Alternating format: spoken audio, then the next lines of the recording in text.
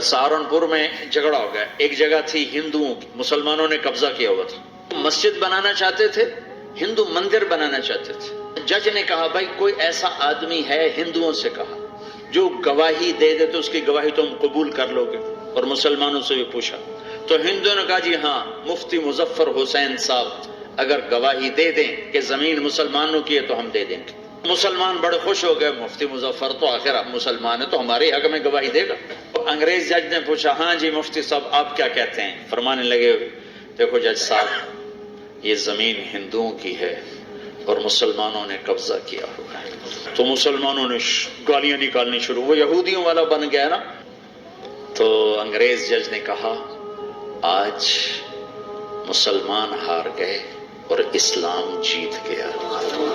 اپنی ہار مان کے اسلام کو جتا تھا.